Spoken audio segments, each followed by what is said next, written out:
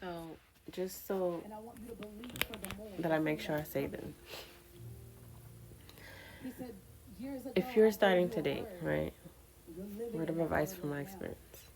You ask God first before you get into the relationship. You don't get into the relationship and then God doesn't want that. We get into the relationship and then we ask him to bless it. Oh my gosh, you know how many times I've done that? Not just with relationship, but with food. After eating it, and it's like halfway through the food, I'm like, oh my gosh, I didn't say my grace, I didn't say bread. And yeah, he's looking out for us, but like, let's just do it. Like, show him priority, top priority first and foremost. Like, he's the first and foremost. Let's show him that he's first, because we know how to show our man and our woman that they're first, and like our friends and stuff, so we can show God that he's first too.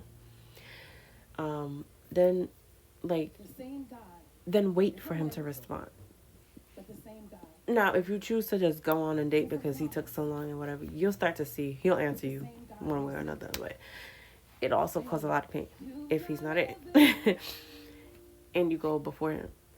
But the point of this is relationship with him, so he can tell you like, no, hey daughter, or hey son, this is why I don't want this for you. This person's not ready. This person's on a different path from you. This person's not ready.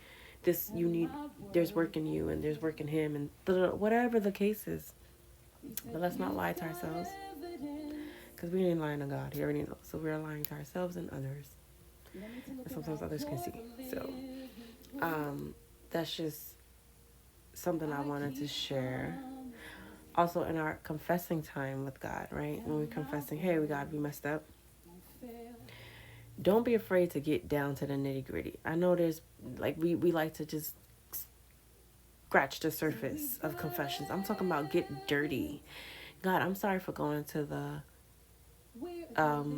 tarot card reading or that palm reader to read my future and not trusting you with my future when your word tells me that you have plans for me, plans to prosper me, and to plans to give me life, hope, and of a future. In Proverbs, Jeremiah 29:11, or before I was conceived, you even knew me. That's what it says in your word. And I'm sorry for when I didn't trust that and I went to other people. Or when I wanted to take matters into my hand and put charms on me to make a man fall for me. Or do witchcraft to manipulate the situation. But I thought you did, like others wouldn't know. Or whatever the case is. Don't be afraid to get in. Get in. Get in. Because God is not going to, like, he's not afraid of what you have to say. He's not going to be shocked. A human might, I might, you might, we might, but God is not. He's not going to be shocked with that, with what you did. He already knows. You coming before him and showing that you recognize where you messed up and where you need him to come in and